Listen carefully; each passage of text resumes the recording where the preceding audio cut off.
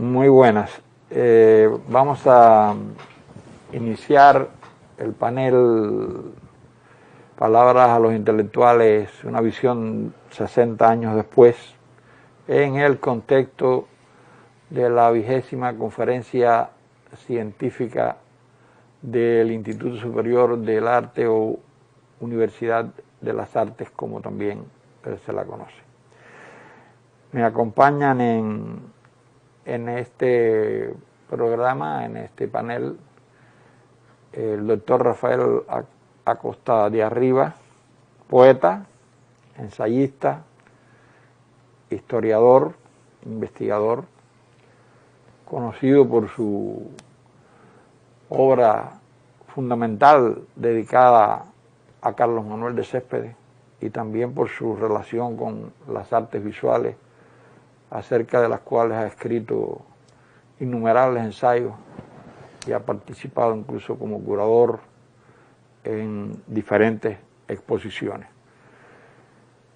Elmo Hernández, que es también un compañero muy conocido, también vinculado estrechamente a las artes visuales, maestro de juventudes por la Asociación Hermanos Saiz, presidente de la Fundación Ludwig de Cuba, presidente del Consejo Asesor del Ministerio de Cultura y una figura también muy vinculada al estudio de la historia del arte cubano, de la promoción de la cultura y especialmente de las políticas culturales. Yo soy Omar González, soy profesor, soy también escritor y estaré con ellos conduciendo este panel. Primeramente hablará el compañero Rafael Acosta de Arriba, que se referirá a los 3 primeros años revolucionarios en el campo cultural cubano, es decir, los años, el contexto inmediato en que se producen las palabras a los intelectuales, el encuentro de Fidel con los intelectuales en la sala de actos de la Biblioteca Nacional José Martí, en aquel mes de junio de 1961, y específicamente el 30 de junio, que es cuando tienen lugar las palabras, si bien Fidel estuvo todo el tiempo allí. Se trata de un momento, de un documento realmente histórico, fundacional, en lo que se refiere a la política cultural de la revolución, a la propia revolución. Un documento de una validez inmediata y de una vigencia extraordinaria. Al leerlo uno advierte como el calado tan profundo que tiene ese documento, lo visionario que resultó el comandante en aquellas palabras, ese recorrido que hace desde la humildad, desde la modestia, hasta el futuro, porque es todo un programa que tiene relación con la cultura cubana y cómo va abordando distintos ejes, digamos, temáticos que tiene ese discurso, ese encuentro, de una manera muy coloquial, pero Fidel siempre fue muy coloquial, pero esta vez es más coloquial, yo diría, que nunca, porque está muy próximo, está dialogando allí con el público, que eran los intelectuales que estuvieron en ese encuentro, que, siendo justo, eran prácticamente todos los intelectuales cubanos, entendiendo intelectual en la concepción más tradicional, y cabían en la sala de actos de la Biblioteca Nacional José Martí. Hoy este encuentro sería imposible en un espacio, en un escenario tan pequeño, porque la revolución misma ha formado miles de intelectuales, y la noción de intelectual también se ha enriquecido y se ha ampliado mucho más de aquella visión tan remitida a las bellas artes, a las letras, etc. Entonces, ese momento de la revolución, ese momento de una gran épica para nuestras generaciones y para nuestra generación en particular, que lo vivimos siendo niños, ahorita mismo estábamos evocando algunos de aquellos momentos, constituye una referencia muy humana, muy cercana, muy definitoria de lo que fueron nuestras conductas y trayectorias con posterioridad. A ese momento cumbre definitorio se va a referir Rafael. Buenos días. Yo creo que contextualizar las reuniones de la Biblioteca Nacional es un imperativo, en el sentido de que ha pasado el tiempo y esa reunión como que ha quedado con el cliché de la expresión de Fidel en su discurso del tercer día de las reuniones, con la frase contrarrevolución, dentro de la revolución todo, contra la revolución nada. Y desde luego que eso es un enfoque reductor del problema, en el sentido de que antes de las reuniones hubo un grupo de sucesos que yo creo que son necesarios mencionar, y también dentro del desarrollo de la reunión hubo elementos que son mucho más que esa frase de Fidel, que repito es la que un poco que ha quedado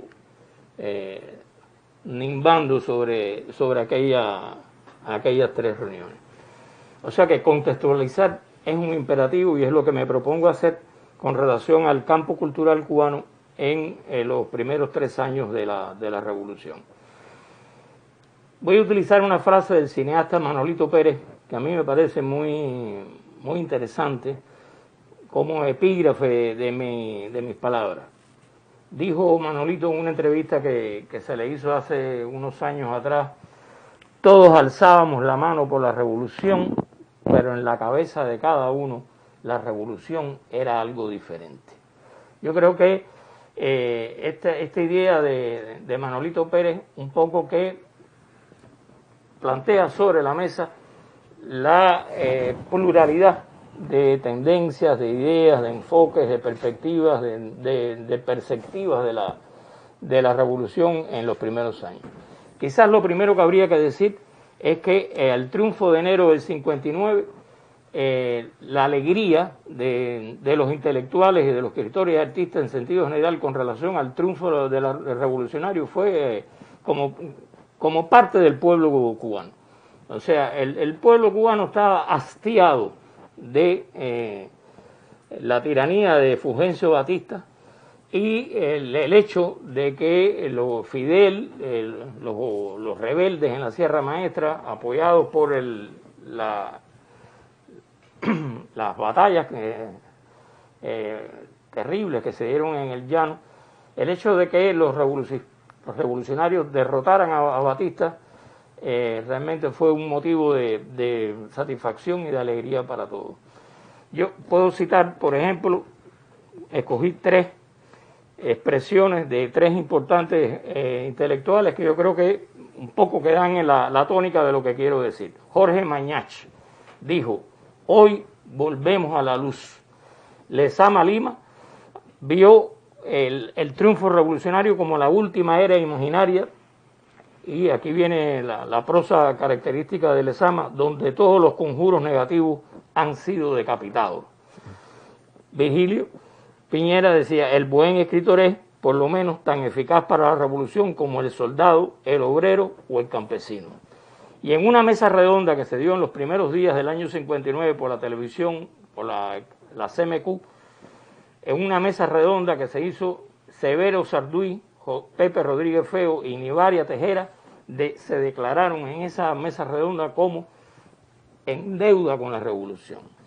O sea, un poco esta era la tónica en el año 59. Alegría desbordante, apoyo al nuevo gobierno que se estaba instaurando, y los intelectuales sumándose a ese sentimiento mayoritario de la población. ¿Qué había quedado atrás? Bueno, atrás había quedado un desconocimiento, un ninguneo de todos los gobiernos anteriores con relación al campo intelectual, Creo que salvo los pocos años que Raúl Roa García fue el director de la Dirección de Cultura subordinado al Ministerio de Educación dirigido por Aureliano Sánchez Arango, salvo ese momento que se puede como que un poco que entresacar la práctica de la República Burguesa con relación al arte y la literatura, fue sencillamente de ningunear esta actividad. Ninguna expresión mejor que la de Virgilio Piñera cuando calificó la situación de los intelectuales, escritores, artistas en toda esa etapa de la República Burguesa, cuando dijo que habían vivido una muerte civil. Yo creo que nada más gráfico que esa expresión de Virgilio. Yo creo que es importante también decir que en el año 59 a los escritores y artistas no se les exigió que tomaran ninguna posición política e ideológica. O sea, sencillamente la revolución empezó a hacer acciones en el campo de la cultura y lógicamente eso fue influenciando en los escritores y artistas. Se creó el ICAIC, la Imprenta Nacional de Cuba, la Dirección General de Asuntos Culturales de la UNESCO, el Teatro Nacional, que entonces era llamado Gertrudis Gómez de Avellaneda, la Casa de las Américas, la creación de periódicos, revistas editoriales, la realización de la campaña de alfabetización en el año 61, que creo que es la obra magna dentro de la cultura de los primeros años de revolución. De manera que el sector de la cultura pasó de ser marginado a ser un sector protagonista dentro de la revolución. Yo creo que eso es importante a la hora de contextualizar las reuniones de junio del año 61. Todo esto da la idea de que el concepto de cultura en estos primeros momentos de la revolución comenzó a cambiar aceleradamente. Ya no era el mismo concepto de cultura al cual estaban habituados los escritores y artistas. La cultura empezó a estar arriba de la mesa en la agenda de la revolución. Esto hay que decirlo también, porque creo que es importante a la hora de que este retrato, esta biografía de los primeros años quede con objetividad, que todo esto se fue haciendo sobre la base de un enfrentamiento de la revolución con la burguesía derrotada, con sus representantes, con sus agentes, inclusive con miembros del ejército rebelde que no estuvieron de acuerdo con el curso político que tuvo la revolución, y rápidamente con el apoyo de los gobiernos de Estados Unidos a este enfrentamiento y esta subversión en la revolución. Se fueron definiendo, yo diría que pudiéramos mencionarlo en tres líneas gruesas, se fueron definiendo las fuerzas más importantes dentro del campo cultural. Por un lado estaba Lunes de Revolución, el magazine cultural, que era el suplemento del periódico Revolución, y al frente estaban Carlos Franchi del periódico y Cabrera Infante del magazine. Ese fue un grupo importante en aquellos momentos.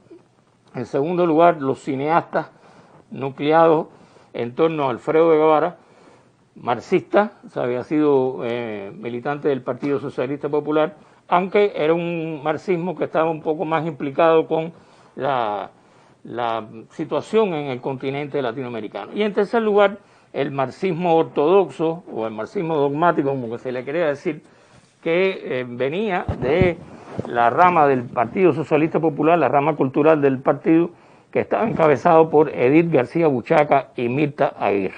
Esas fueron las tres líneas principales. Por supuesto, había artistas, escritores, etcétera, que no estaban nucleados en ninguna de estas tres vertientes. Estaban los católicos, que habían estado nucleados alrededor del grupo Orígenes, en torno a Lezama Lima, y estaban los que no tenían ningún grupo, que esa es una forma también de agruparse. Cuba empieza a ser visitado por importantes intelectuales que interactúan con los artistas y escritores cubanos. Visitan a Cuba Jean-Paul Sartre con su esposa Simone de Beauvoir, Charles Wright Mills y Waldo Frank, para citar los más relevantes que estuvieron en aquellos primeros. Todos estos intelectuales destacados, personas de relieve en las letras y en el pensamiento internacional, interactuaron con los artistas cubanos. Comenzó a surgir una preocupación, que era la preocupación de la libertad de creación dentro de una revolución, que después tendrá en las reuniones de junio del 61 su momento de eclosión. Todo esto se fue haciendo sobre una base de un escenario de sabotaje, bombas, incendios de tiendas. O sea, realmente la situación civil era como una guerra no declarada por parte de Estados Unidos y sus representantes dentro de la fuerza de la burguesía derrotada. El malecón estaba sembrado de ametralladoras cuatro bocas, mirando hacia el mar.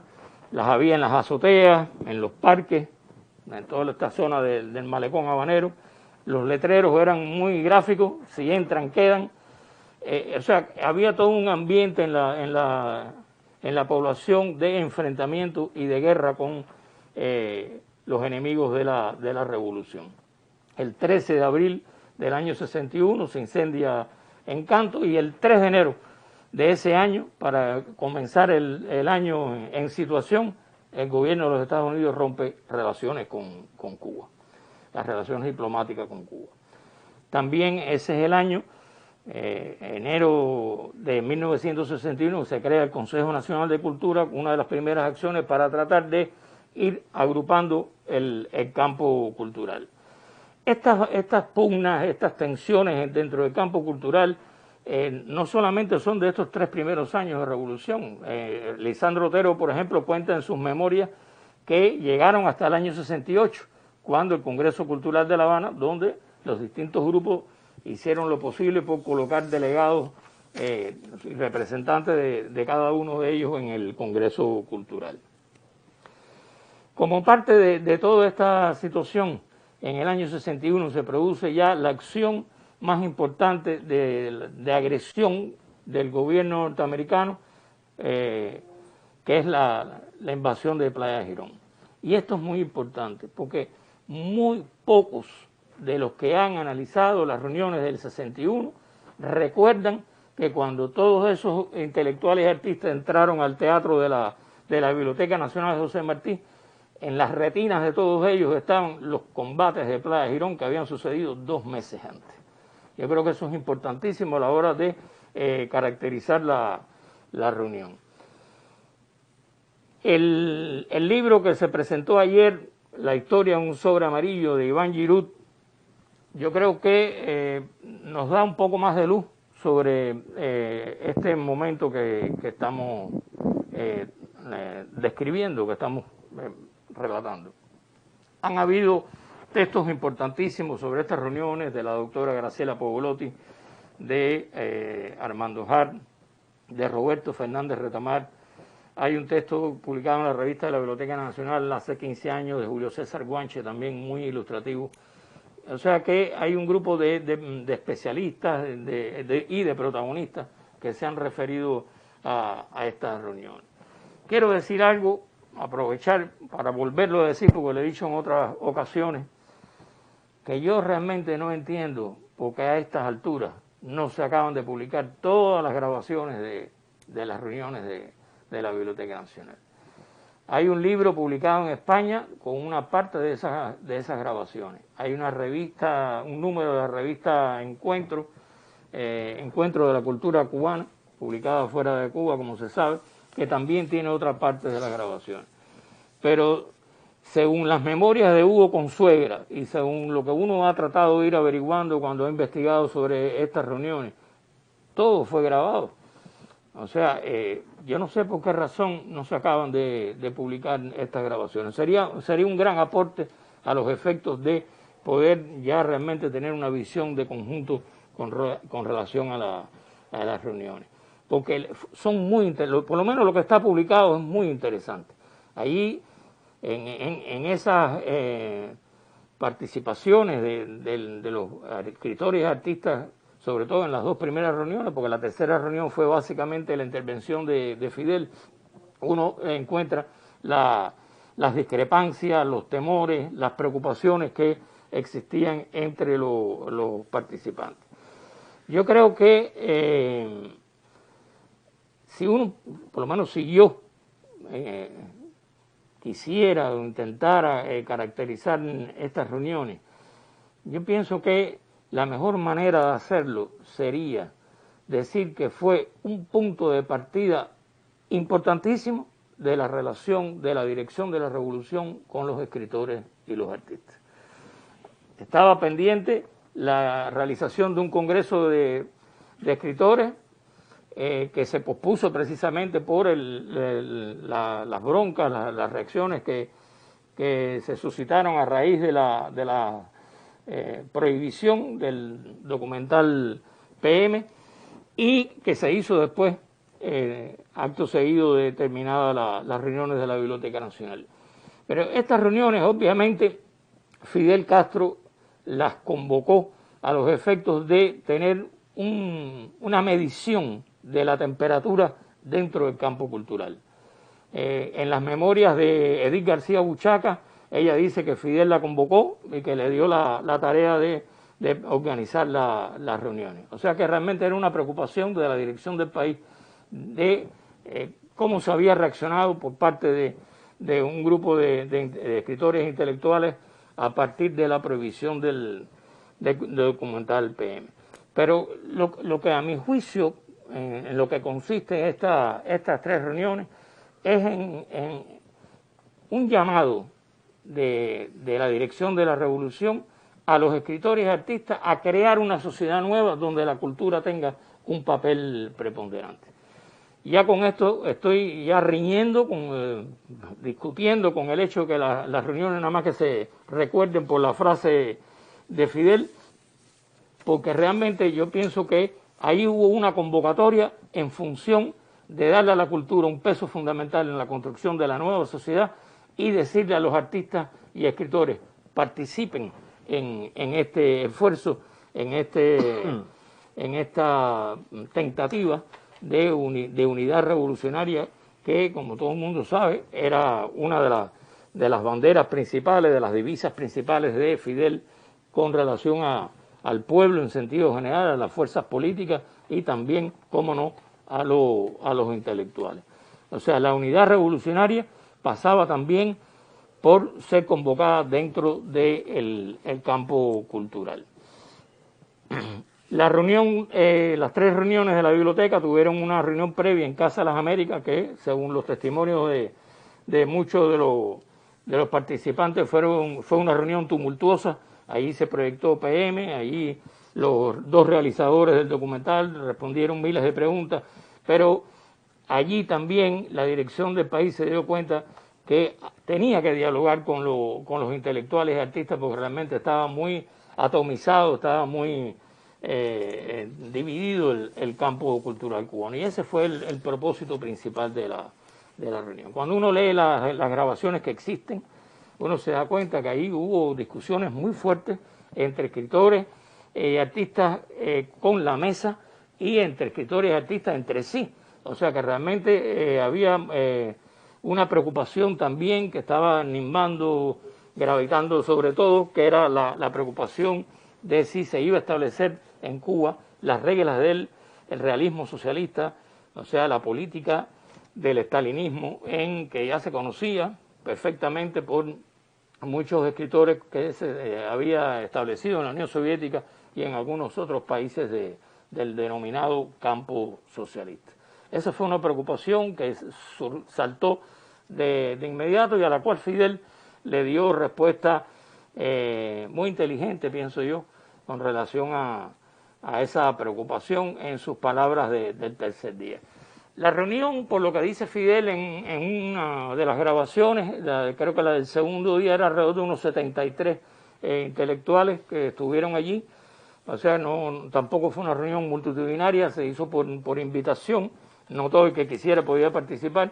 Y Edith García Buchaca, obviamente, fue convocando a esta reunión a representantes de los distintos grupos intelectuales. y ya voy cerrando, la fórmula de Fidel, que es la que ha trascendido de esta reunión, era una fórmula que invitaba a todos los artistas, a todos los escritores, a formar parte de esta convocatoria de la Dirección de la Revolución para construir una nueva sociedad, con la excepción de los que fueran incorregiblemente contrarrevolucionarios.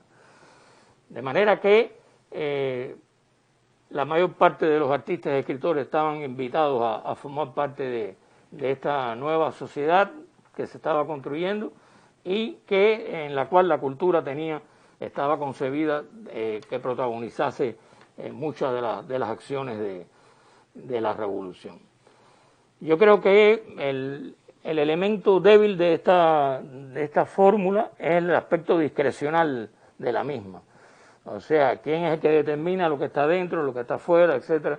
Y eso tuvo momentos de retroceso, porque 7 años después, apenas 7 años después, en 1968, unos jurados del premio literario de la UNIAC le concedieron el premio a 2 libros que los jurados consideraron que estaban dentro, y después algunos decisores de la política consideraron que estaban fuera, de acuerdo a la formulación de Fidel. 3 años más tarde, en el año 71, se produce el Congreso de Educación y Cultura, que a mi juicio personal fue un retroceso terrible con relación a las 10 años antes, a estas reuniones de Fidel con los intelectuales. O sea que yo creo que lo fundamental es que la política cultural que se establezca en cada momento tenga en cuenta a las opiniones de la mayor parte de los escritores y artistas, tal cual hizo Fidel en el año 61, ya apenas en el 3er año de revolución. Yo creo que ha pasado ya 6 décadas de aquel momento. Con más razón, hoy la dirección del país, la dirección del Ministerio de Cultura, de la UNIAC, de la Asociación Hermanos Ahí, con más razón tienen que, a la hora de elaborar sus políticas culturales, sus proyectos, etcétera, tener en cuenta el criterio de los escritores y los artistas.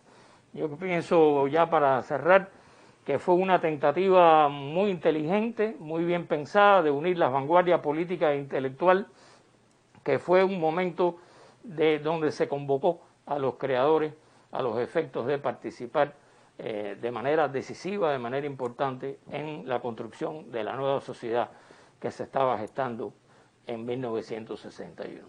Muchas gracias.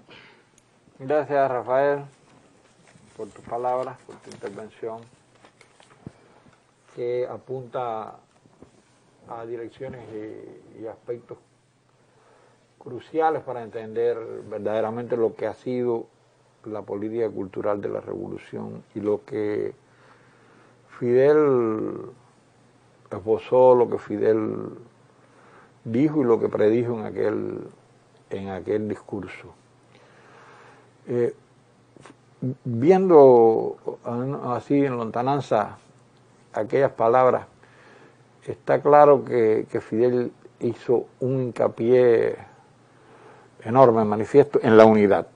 Siempre sus palabras apuntaban a la unidad. Matizó mucho sus opiniones sobre lo que era un intelectual revolucionario.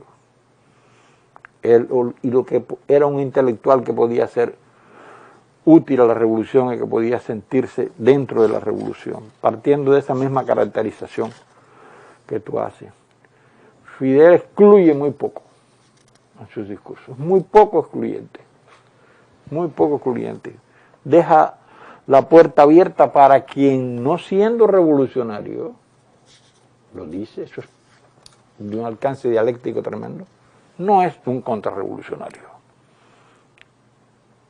porque no tiene el grado de desarrollo de su conciencia política, ya como revolucionario, pero no es un enemigo de la revolución, no se puede plantear como tal. Y incluso plantea que la revolución tiene que abrir las puertas, tiene que apoyarse en toda persona, en todo intelectual, en todo artista que pueda ayudar. No establece esa visión estrecha, dogmática, que después incluso en alguna de esas tendencias, grupos, él los llama así, grupos, tendencias que estaban presentes allí, incluso dice que algunos estaban usando las armas y probando las armas contra otros y que no se podía, la revolución no podía armar a un grupo para que se enfrentara al otro que tenía que, y de ahí surge la Gaceta, y de ahí surge la UNIAC, y de ahí surge la Unión de Escritores y Artistas de Cuba, que era asociación de todo el tiempo en Fidel. Fidel no habla de la película, Fidel menciona la película, nunca menciona su título, pero Fidel va viendo mucho más allá de ese alcance limitado que pueden tener dice que no lo ha visto. Dice que no lo ha visto. Insisten que no lo ha visto. Fidel solía decir que no había visto las películas porque era muy cuidadoso cuando daba un criterio relacionado con una obra de arte o con el cine, pero Fidel es de una amplitud tremenda. Después uno ve, y además es la figura que va, es la figura aglutinante. En todos los momentos convulsos que tuvo la aplicación de la política cultural de la revolución, o de las políticas culturales de la revolución, Fidel es el elemento que unifica. Fidel interviene siempre para unificar, porque tampoco fue un lecho de rosa. La aplicación de la política cultural de la revolución no ha sido siempre armónica, y tenemos casos de una incoherencia tremenda, visible aún hoy, en la aplicación de la política cultural de la revolución. Por eso se habla de tratar de aportar esa coherencia y esa visión de complementariedad que hace falta en la aplicación de la política. Pero viendo aquello de esa manera, como ya Fidel veía los problemas que se iban a presentar en la aplicación de la política y cómo él traza las premisas que deberían marcar para siempre la aplicación de la política cultural de la revolución, que son esas, las de la inclusión, las de la oportunidad. Una de las palabras que más menciona Fidel en su discurso es la palabra oportunidad, de darle oportunidad, de los que tengan la oportunidad. La palabra honradez la menciona 10 veces, porque está hablando de intelectuales honrados. Son valores, son cualidades que Fidel resalta mucho cuando está hablando de intelectuales honrados, no necesariamente revolucionarios, sino que son personas honradas. Y él insiste mucho en la sinceridad, en la honradez, en la honestidad. Honestidad es otra palabra a la que Fidel recurre constantemente durante su discurso, porque está marcando pautas, está diciendo cómo debe ser el intelectual que acompañe o que esté o que apoye o que participe de la revolución.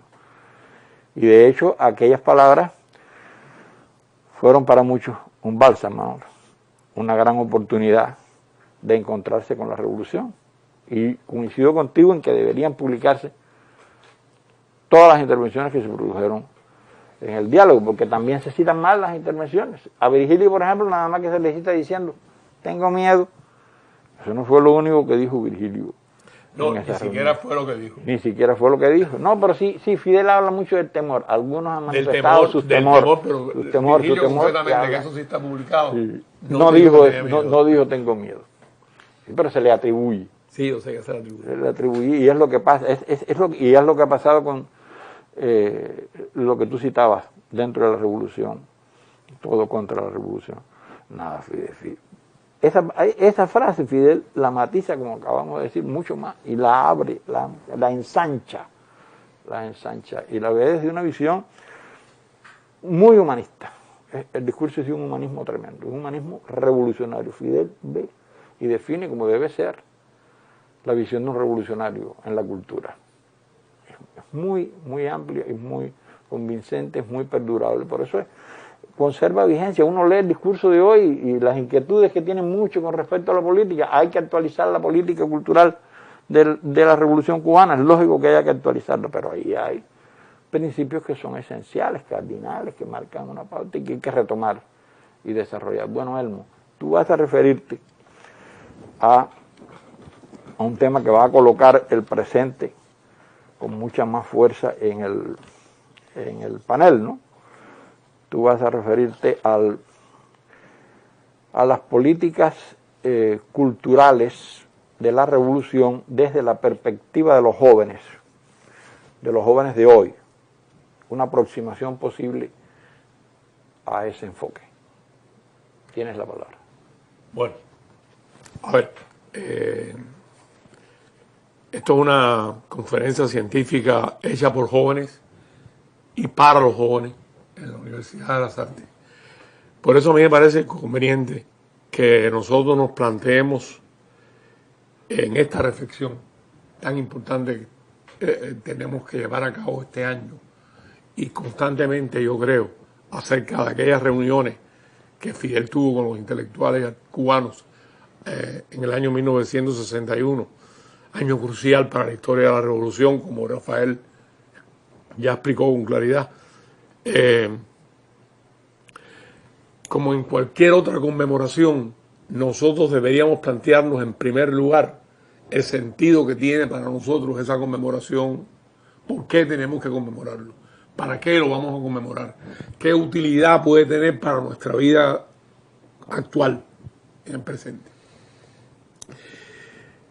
Acaba de terminar el segundo congreso del partido prácticamente, el octavo congreso del partido prácticamente, y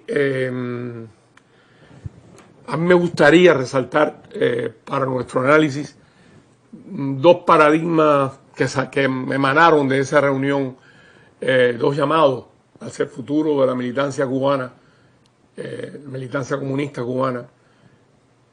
Uno fue el llamado a la unidad permanente y a la construcción de la unidad, y el otro fue el llamado a la continuidad.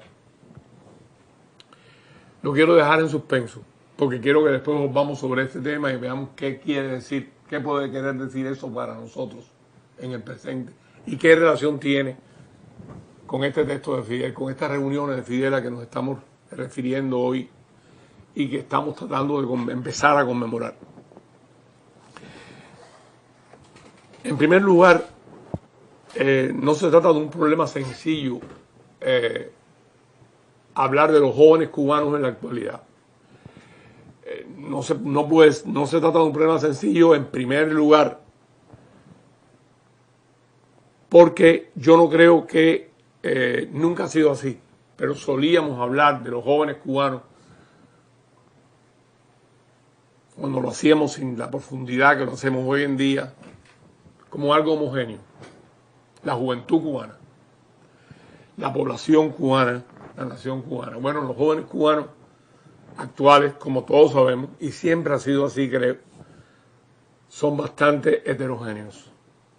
Responden a los contextos culturales en los cuales viven, en los cuales desarrollan su vida y en los cuales desarrollan su actividad profesional, si es que están desarrollando alguna actividad profesional en ese momento ya.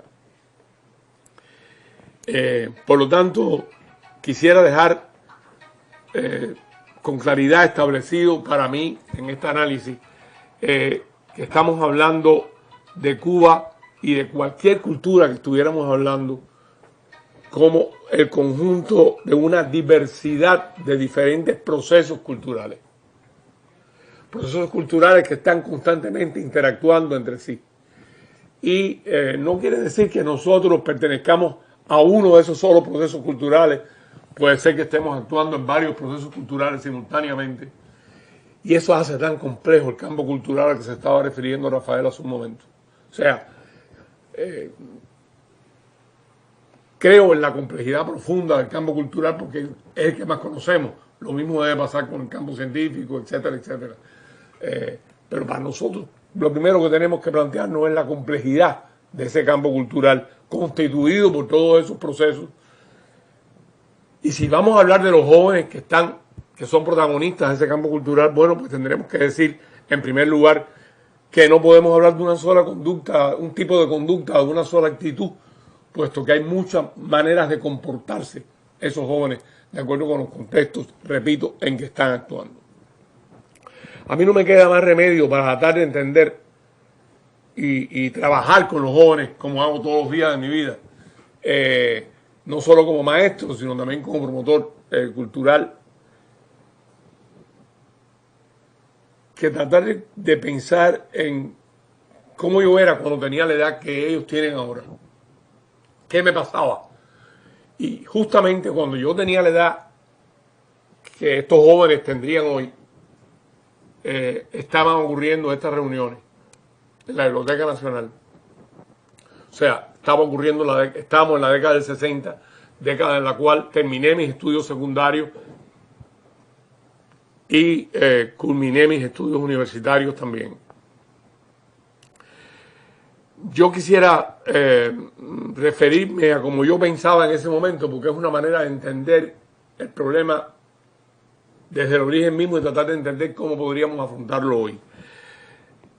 A ver, yo tuve la suerte de crecer, o la característica de haber crecido en medio de creadores. Mi familia estaba en el teatro cubano, que en ese momento se desarrollaba, estoy hablando del periodo prerevolucionario, en condiciones francamente terribles, muy difíciles.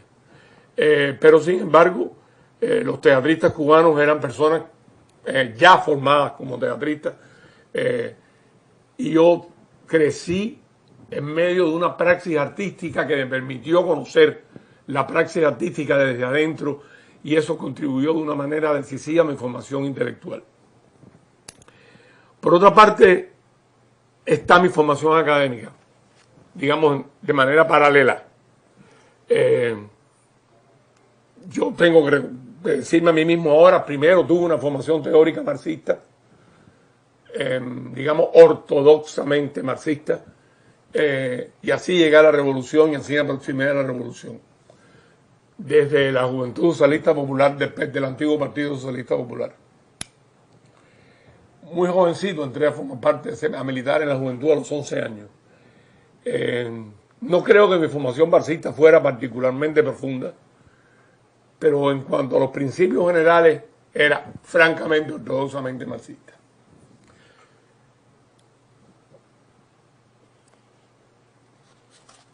Esa formación académica que me acompañaba me fue haciendo, primero, profundizar la formación marxista y segundo, empezar a problematizarla. Vino la campaña de la alfabetización, que sin lugar a dudas fue mi primer choque con la praxis revolucionaria, con la praxis cultural de la revolución, de una manera más profunda, y que eso cambió mi vida. Si alguien me preguntara ahora, a los 73 años, cuál es la experiencia intelectual más profunda de mi vida, sin duda tendría que decir que fue la campaña de alfabetización.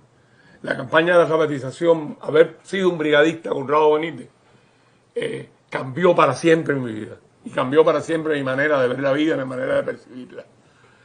No creo que en ese momento alcancé la lucidez necesaria para entender lo que estaba viviendo. Pero lo que sí puedo estar seguro es que eso cambió definitivamente el rumbo de mi vida. Después, o antes, ya había asistido conjuntamente con todos los cubanos a las batallas de Girón, desde afuera. Claro, yo no tenía edad para estar peleando en Girón, pero estaba junto con todas las demás personas participando de ese proceso. Ya en el bachillerato, ya en la enseñanza secundaria, vi marchar a mis compañeros a manejar las armas especiales que dieron lugar a lo que hoy conocemos como la crisis de octubre, la presencia de los misiles en Cuba. Eso también forma parte de mi generación. Y una secuencia infinita de trabajos productivos, fundamentalmente agrícolas, del cual quisiera solamente destacar las recogidas de café a las que íbamos entonces los estudiantes de secundaria.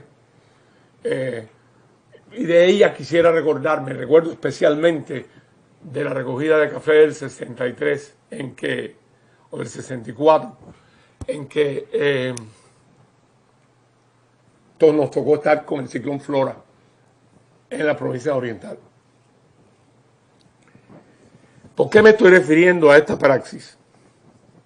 Porque ya antes de llegar a la universidad había una conmoción en la formación intelectual que yo había recibido, que no había venido de las lecturas que yo estaba haciendo ya en ese momento, sino había venido de la combinación imprescindible entre esas lecturas y esa formación teórica y la praxis a que estaba sometiéndome, dándome la oportunidad de participar en el proceso revolucionario.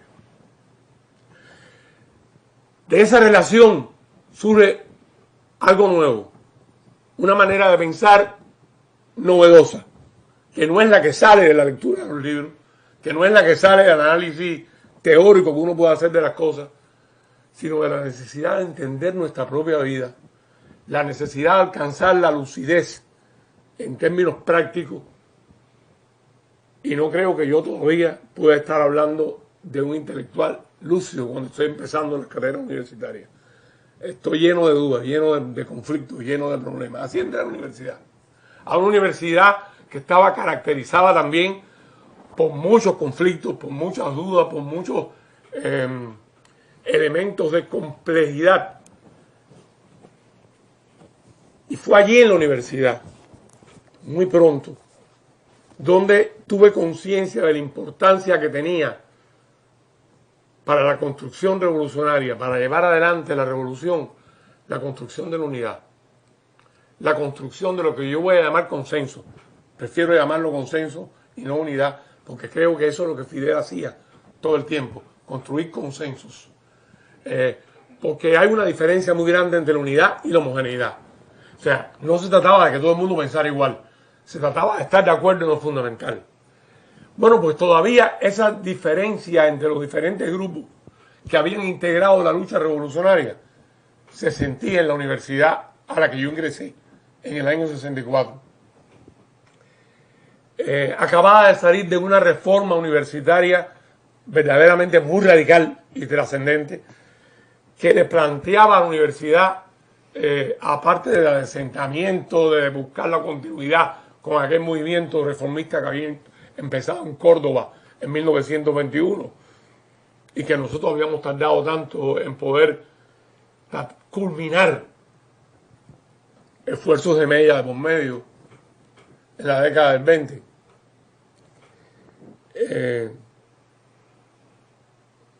Pero que le planteaba a la universidad sobre todo un problema fundamental. La universidad no podía ser el sitio donde uno fuera a buscar información, a aprender cosas todos los días, sino que la universidad tenía que ser un laboratorio en que se produjera conocimiento, donde se produjera un pensamiento nuevo.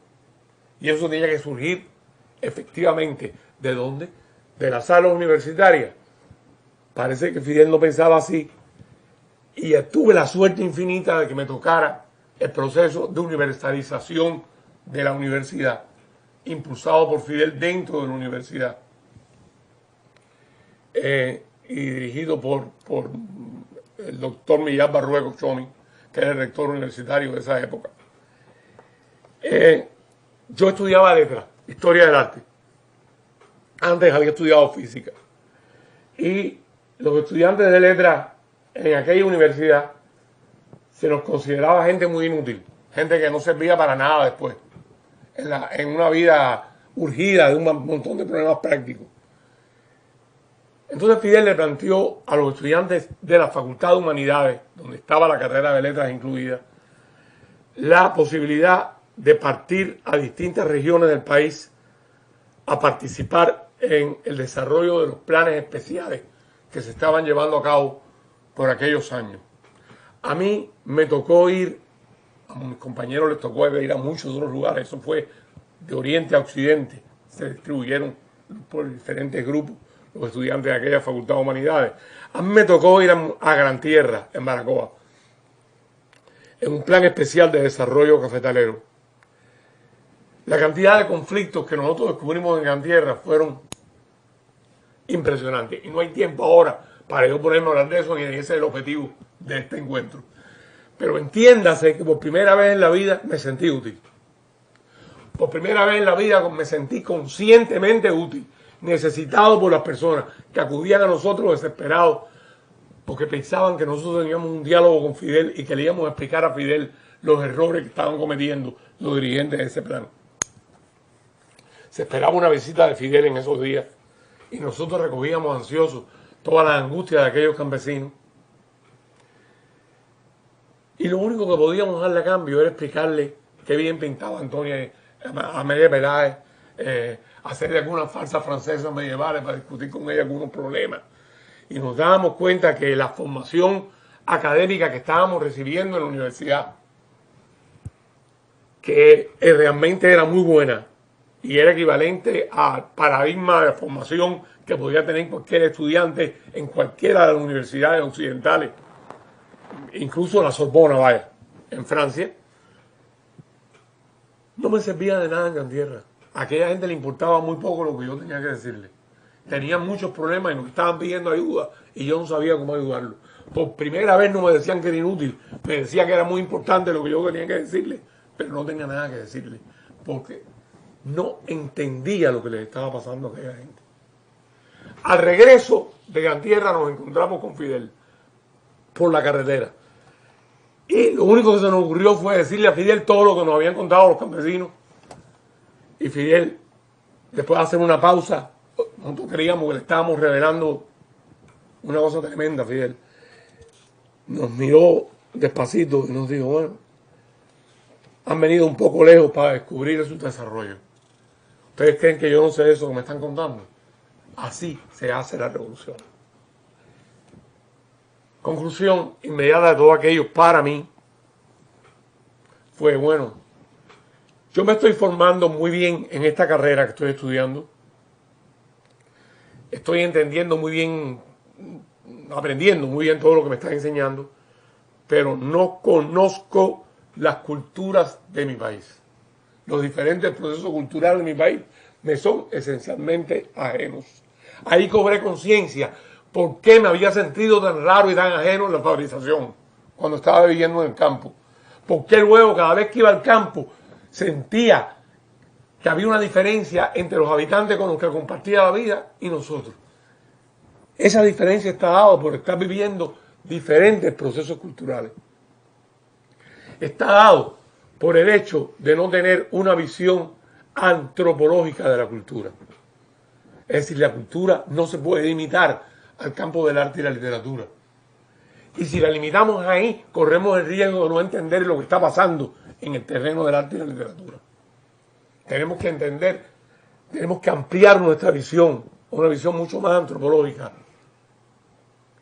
Entender la cultura como la manera de vivir de los seres humanos, como lo que va determinando la manera de pensar de cada uno de nosotros, la manera de valorar lo bueno, lo útil y lo bello, como decía Fidel en las palabras de los intelectuales, y le dijo a los artistas reunidos en la Biblioteca Nacional, para nosotros lo primero siempre será el pueblo.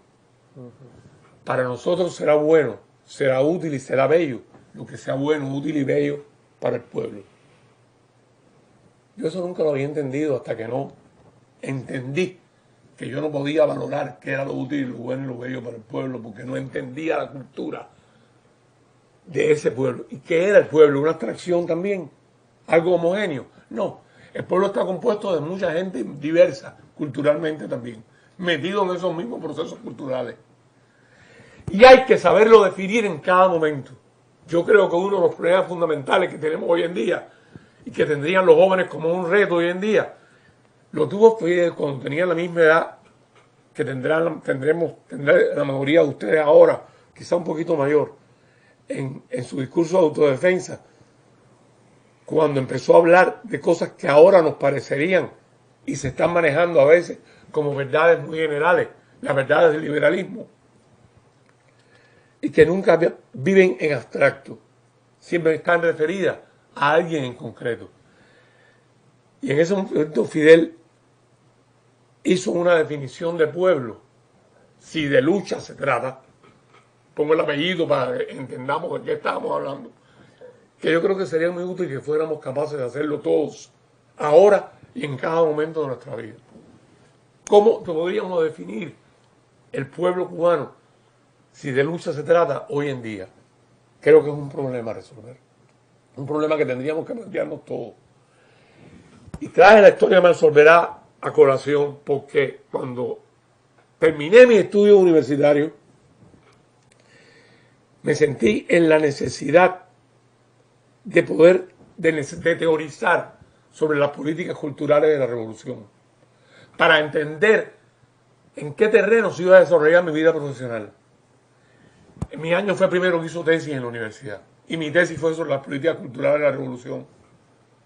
Todavía había mucha gente viva de los que habían participado con Fidel en la Biblioteca Nacional.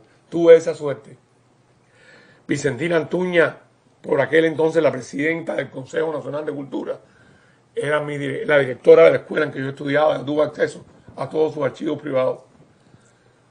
Un privilegio extraordinario en ese momento y acceso a muchos testigos presenciales de las reuniones de la biblioteca. No tenemos el marco para cubrir todo lo que quisiera decirles en este momento, pero quedémonos con esto que acabo de decir ahora. Traté de sistematizar en cómo se habían construido lo que yo por aquel entonces le llamaba la política cultural de la revolución y que hoy no vacilo en llamarle las políticas culturales que hemos ido construyendo a lo largo de estos años. Fidel, sin embargo, había dejado bien claramente establecido, como ya han dicho primero Rafael y luego Omar, los principios esenciales sobre los que no se nos podían olvidar nunca cuando fuéramos a construir esas políticas, que siempre deberían ajustarse a los contextos reales en los que iba a operar esa política.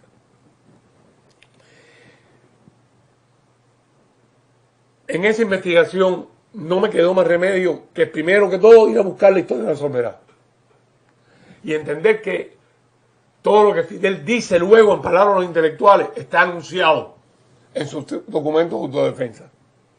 O sea, no se puede entender la historia de la revolución si uno no vuelve cada cierto tiempo a buscar el programa de Moncada y a buscar el discurso de autodefensa de Fidel. No solamente en la definición de pueblo, también el programa de Moncada, en los programas, los puntos que Fidel se plantea que son el programa de Moncada, está preanunciado lo que luego le va a pedir a los intelectuales y lo que luego le va a seguir pidiendo a lo largo de los años.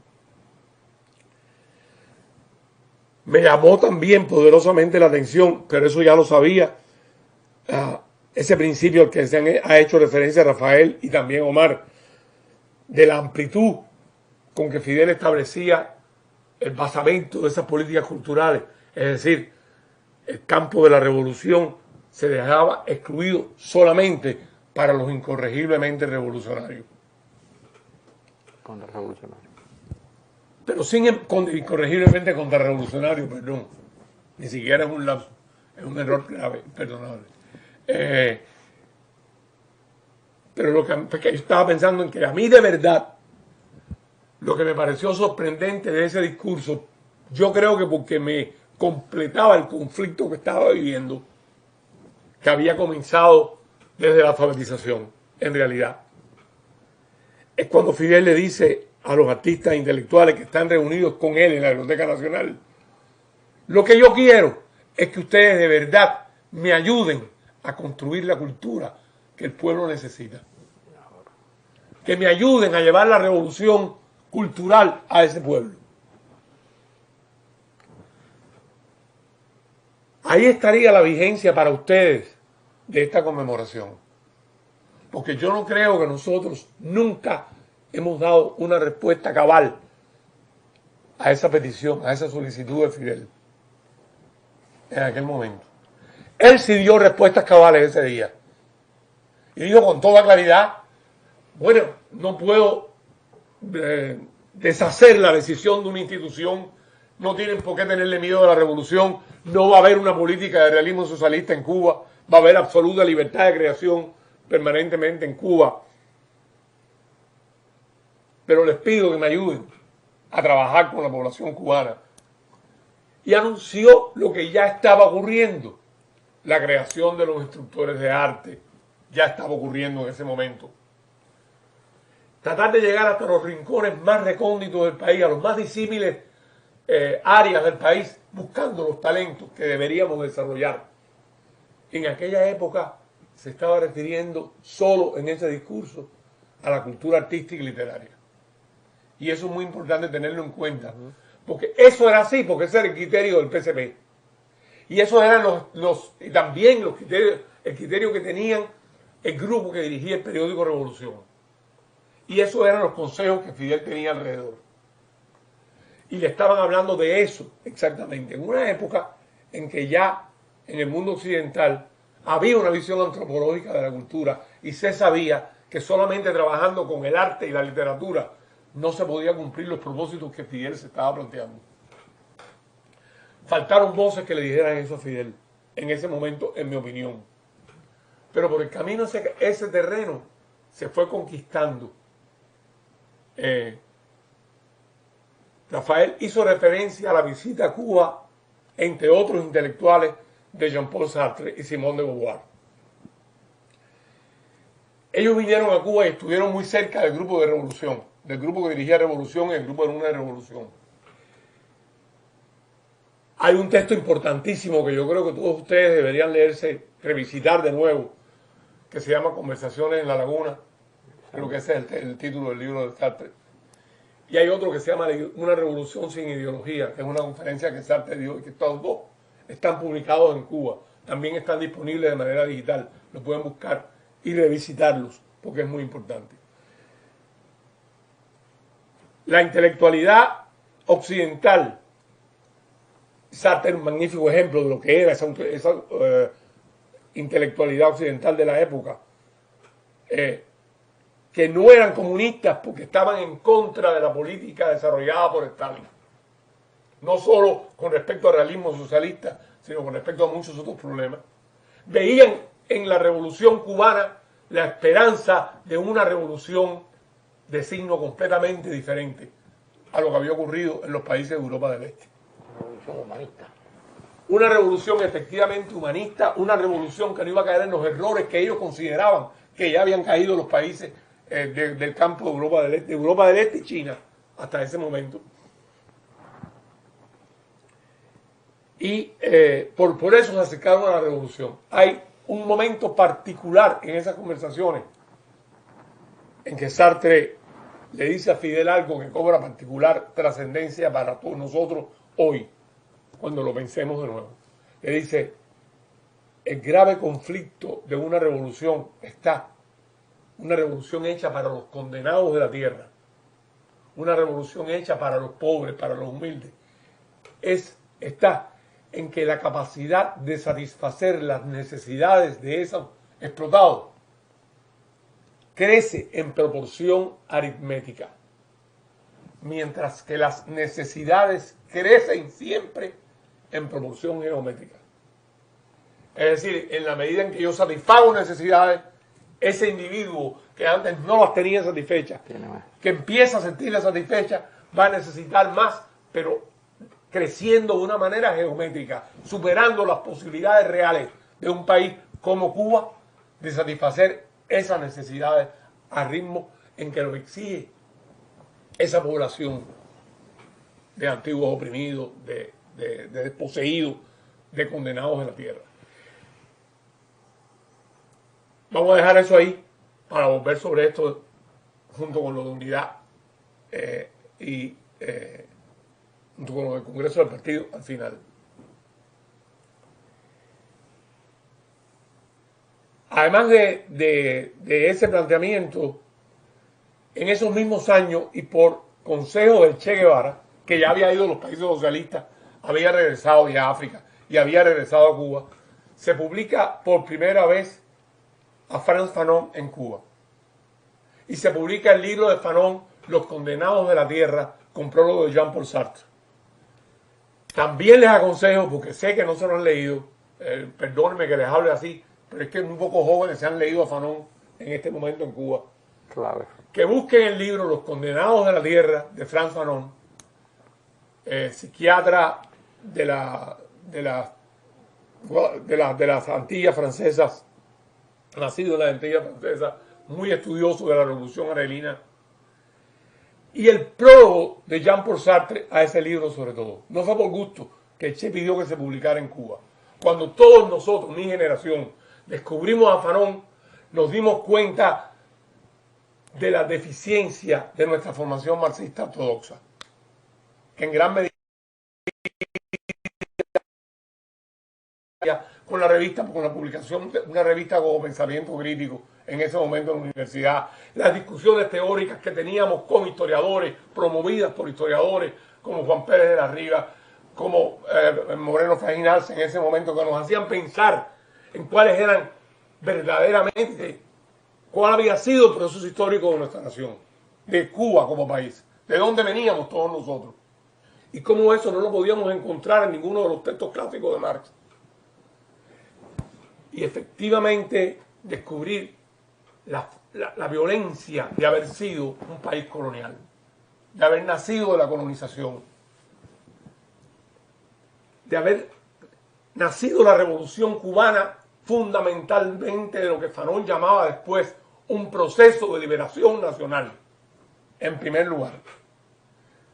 Y ese proceso de liberación nacional muy rápidamente asumió el único carácter que podía asumir un proceso de liberación nacional en el mundo contemporáneo, el carácter socialista.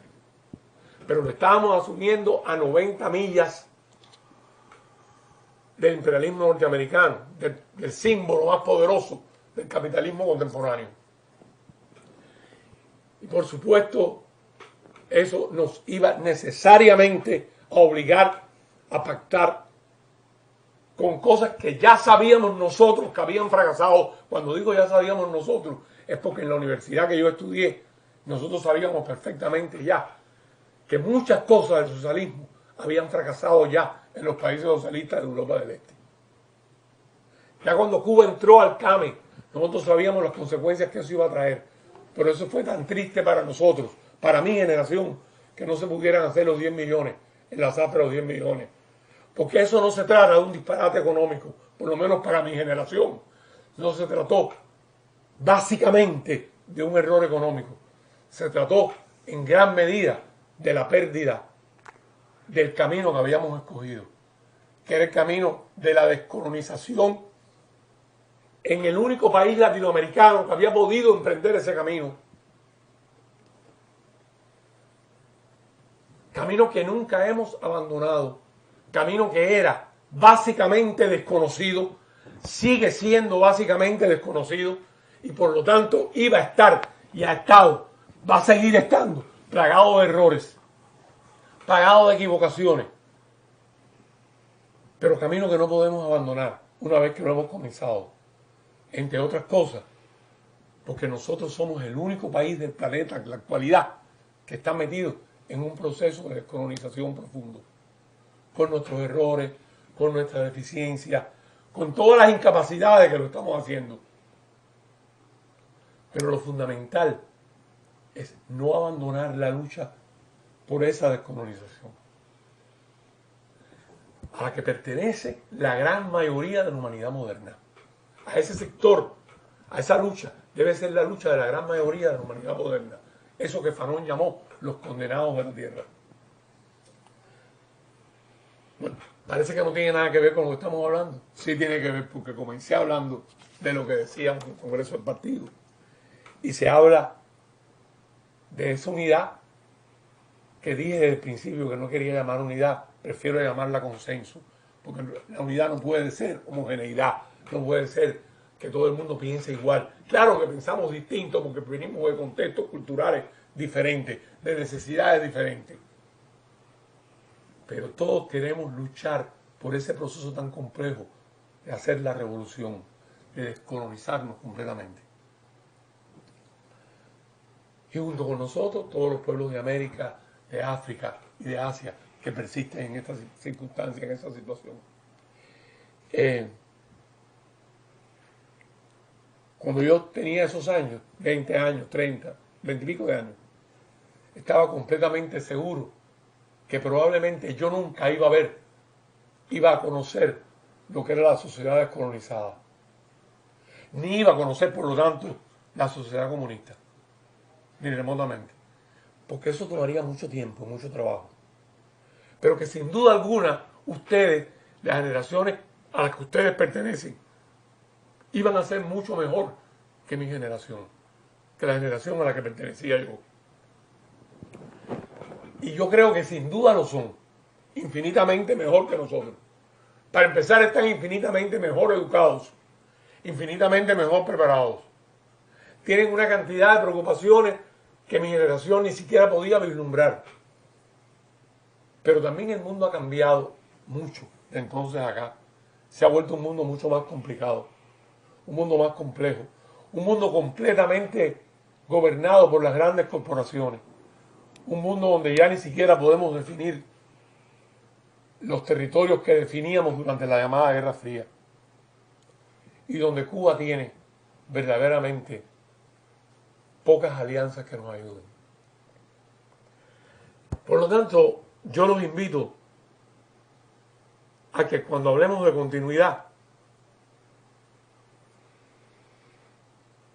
precisamente pensando en este discurso en el que Fidel magistralmente nos enseñó a construir los consensos, sepamos que sí, que la continuidad se va a dar, que no vamos a fallarle a la generación que construyó la liberación, ni a Martí, ni a los líderes de nuestra independencia. No vamos a fallarle a nadie. Vamos a darle continuidad a todas esas ideas, pero sin duda no vamos a ser exactamente iguales que ellos. No podemos ser iguales que ellos. Continuidad no quiere decir ser iguales. Continuidad no quiere decir copiar. Continuidad quiere decir ser igualmente revolucionario en las nuevas circunstancias que estamos viviendo. Igualmente revolucionario en las condiciones específicas en que cada cual está viviendo. Y eso es más difícil ahora, en mi opinión, si se quiere, que entonces. Porque ahora también, y aquí voy a enlazar con otra cosa que dejé abierta, tendríamos que reconstruir los paradigmas de la prosperidad para desmontar la fórmula sartreana esa de que la revolución estaba condenada a fracasar porque no podía satisfacer de manera geométrica las necesidades que crecían de manera geométrica. No podríamos aceptar como idea de la prosperidad que nos viene fabricada por el universo corporativo en que vivimos. Tendríamos que desarrollar nuestros propios paradigmas de prosperidad. Y esa prosperidad tampoco es la prosperidad que nos va a dar un amigo poderoso, porque amigos poderosos ya no tenemos. Por suerte también. Esa prosperidad la tenemos que conquistar básicamente nosotros mismos. Cuba sigue empeñada en esa batalla. Y yo creo que con esta visión, básicamente de la heterogeneidad cultural de que está compuesta la población cubana actual, los retos que tienen ustedes como jóvenes en un momento en que los cantos de sirena hacen que muchos compañeros de generación abandonen la batalla, se vayan de Cuba y vayan a buscar en otros lugares del mundo caminos y soluciones para sus problemas. Entendamos mejor que nunca, más que nunca, que es aquí donde tenemos que tratar de construir esa nueva prosperidad.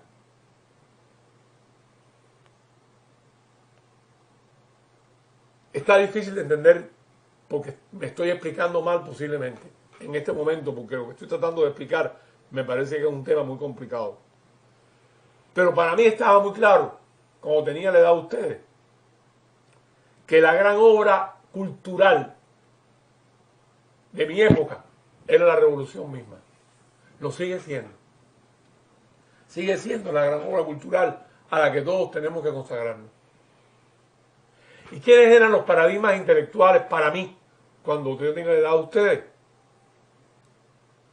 Rafael ha hecho mención a muchos de los intelectuales que eran paradigmáticos para mi generación.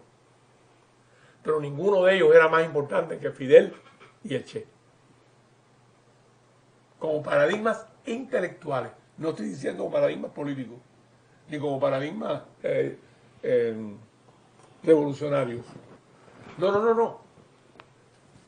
¿Qué es un intelectual sino alguien que ejerce la lucidez a toda costa y por encima de cualquier cosa? ¿Quién era ese? Fidel. ¿Quién era ese? El Che. Por eso, cuando se relean las palabras de los intelectuales, también reléanse la historia de la soledad, también reléanse el hombre del socialismo en Cuba, del Che, para que complementen esa visión de la cultura que ellos tenían y entiendan la dimensión cultural de los personajes de los que estamos hablando. Hay tantas lecturas del Che que ustedes pudieran hacer y de Fidel, porque dentro de poco, lamentablemente, si esta cátedra no existiera, si no se fuera a abrir un centro de estudio de pensamiento de Fidel Castro próximamente, y si cada uno de nosotros nos aplicara a recordarlo cotidianamente, a recordarse y a discutirlo con ustedes, dentro de poco ni ustedes mismos iban a leer a Fidel. Y ahí sí la continuidad se ponía en peligro. Insisto, y quiero repetir, no para que porque la continuidad signifique que ninguno de ustedes va a ser igual a lo anterior. Ustedes están obligados a ser mejores. Por lo tanto, la conmemoración de palabras intelectuales para todos los jóvenes cubanos de hoy en día, ya pertenezcan al sector campesino, al sector obrero, al sector universitario o incluso a las zonas marginales en que viven grandes zonas urbanas de la Cuba de hoy. El sentido de esa conmemoración está en la capacidad que desarrollemos para poder ejercer la lucidez sobre las circunstancias en las que vivimos, para poder redefinir nuestros paradigmas, para poder redefinir nuestras razones de luchar y de seguir peleando. Eso es lo que yo quería decir. No sé si enredé demasiado la pita y entonces no vamos a llegar a ninguna parte. Está bien. No te preocupes. Quedó muy bien. Y muchas gracias, Elmo. Bueno, hemos intentado revisitar, voy a usar el término que usó Elmo, revisitar aquella lección de valentía, de honestidad, de sinceridad que dio Fidel para la historia. De valentía porque Fidel no eludió en sus palabras ningún problema, ningún conflicto de los que había entonces. Lo cual fue una característica en él siempre. Cuando había un problema, lo enfrentaba y lo enfrentaba rápidamente y con gran participación. Por eso el legado de Fidel no es un legado yerto, no es un legado muerto, no es un legado marmorio, es un legado vivo, y así es como hay que recordarlo, porque siempre es de una vitalidad extraordinaria, ¿no? Los signos vitales de Fidel uno los percibe cotidianamente. Él, hablando de la posteridad, y quiero concluir con esta cita, en palabras de los intelectuales, tiene que ver con lo que decía Elmo, con lo que decía Rafael, cómo él veía y pedía que lo que se hiciera fuera para el pueblo y que no se perdiera nunca la perspectiva de lo que se estaba haciendo. Pero Fidel decía, otro hubiera dicho esto quizás de otra manera, pero Fidel, fíjense el enfoque que le da, el sentido práctico de aquel momento. No estamos haciendo una revolución para las generaciones venideras. Nosotros estamos haciendo una revolución con esta generación y por esta generación, independientemente de que los beneficios de esta obra beneficien a las generaciones venideras y se conviertan en un acontecimiento histórico. Nosotros no estamos haciendo una revolución para la posteridad. Esta revolución pasará a la posteridad porque es una revolución para ahora y para los hombres y mujeres de ahora. Esa es la revolución que perdura y es el espíritu de la revolución que nos acompaña con Fidel. Muchas gracias y nos veremos próximamente.